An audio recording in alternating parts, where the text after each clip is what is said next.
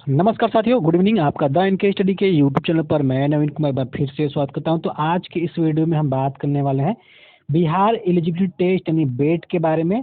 सभी साथियों का जो है कि कमेंट था, कई लोगों ने पूछा भी था कि बिहार का जो बिहार एलिजिबिलिटी टेस्ट है अर्थात जो बेट है उसका सिलेबस क्या रहने वाला है, एज क्या होगा, क्या कैसे नोटिफिकेशन कब आएगा, एग्जाम कब होगा, क्या असिस्टेंट प्रोफेसर का एग्जाम इसी के आधार पे होगा या केवल ये क्वालिफाइंग रहेगा।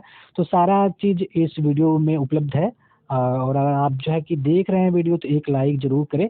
तो बिहार एलिजिबिलिटी टेस्ट तब चर्चा में आया था जब सितंबर माह 2023 सितंबर माह में विभिन्न न्यूज़पेपर में ये प्रकाशित हुआ था कि जो है कि असिस्टेंट प्रोफेसर बनने के बिहार में असिस्टेंट प्रोफेसर बनने के लिए बिहार एलिजिबिलिटी टेस्ट कराया जाएगा अर्थात बेट एग्जाम कराया जाएगा।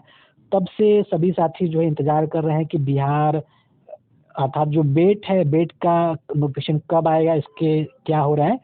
तो जैसा कि पहले ही बताया गया था कि ये चर्चा का विषय जो है अगस्त सितंबर माह में बन गया था कि जो असिस्टेंट प्रोफेसर बनने के लिए बिहार में असिस्टेंट प्रोफेसर बनने के लिए जो न्यूनतम क्राइटेरिया है वो नेट की तर्ज पे बेट आएगा अर्थात जो नेट होता है नेशनल लेवल पे होता है, जो बेट होगा केवल बिहार में होगा।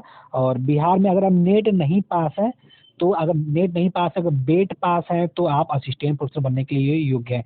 तो अभी असिस्टेंट प्रोफेसर के 4108 पदों पर लगभग जो भर्ती प्रक्रिया चल रही है और इसका जो विज्ञापन है पूर्व में ही जारी कर दिया गया था। लेकिन कुछ वजह से ये फंसी हुई थी, लेकिन अब जो है कि ये इसका रास्ता साफ हो चुका है। अब जो है कि ये 4108 असिस्टेंट प्रोफेसर की जो भर्ती प्रक्रिया है वो सुचारू रूप से चल रही है।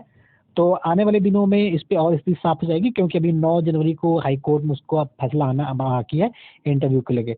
तो बिहार एलिजिबिलिटी टेस्ट के बारे में यही कहा गया था कि उस समय असिस्टेंट प्रोफेसर बनने के लिए न्यूनतम योग्यता होगी। और कहा जा रहा था कि जो इसका सिलेबस है, सिलेबस पे बात कर लेते हैं। तो सिलेबस जो इसका रहेगा वो नेट के समान ही रहेगा। मतलब कि लगातार कमेंट के माध्यम से साथी पूछ रहे थे कि इसका सिलेबस क्या रहने वाला है। तो सिलेबस जो रहेगा वो नेट के तर्ज पे ही रहेगा अर्थात नेट के समानांतर ही रहेगा।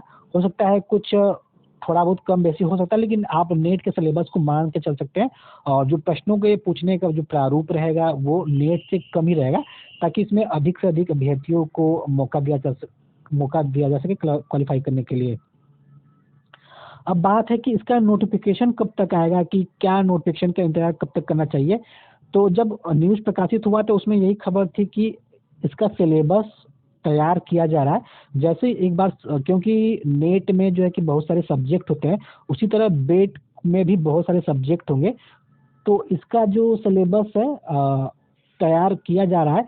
अब तैयार किए जाने में कितना वक्त लगेगा तो ये तो उच्च शिक्षा विभाग ही बता पाएगा। लेकिन इसका नोटिफिकेशन कहा जा रहा था कि जैसे सिलेबस तैयार हो जाता है इसका नोटिफिकेशन आ जाएगा।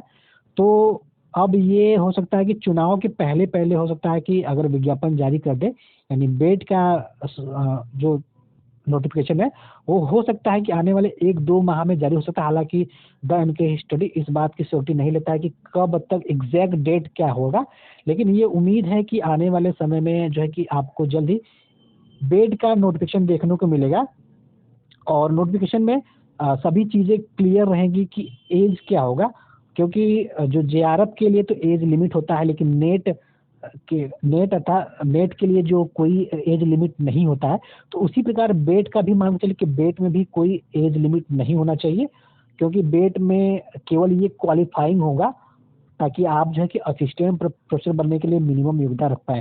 क्योंकि नेट अधिकांश जो है कि अगर कोई नेट नहीं पास हो जाता है तो अगर बेट पास होते हैं, क्योंकि अलग अलग राज्यों में जो जैसे कि राजस्थान का ले लीजिए आप, मध्य प्रदेश का लीजिए, तो मध्य प्रदेश राजस्थान में सेट के माध्यम से होता है कि अगर आप नेट नहीं पास है तो वहाँ पे सेट स्टेट एलिजिबिलिटी टेस्ट होता है। अगर वहाँ पे सेट पास है तो भी आप असिस्टेंट प्रोफेसर बनने के लिए योग्य हो जाते हैं।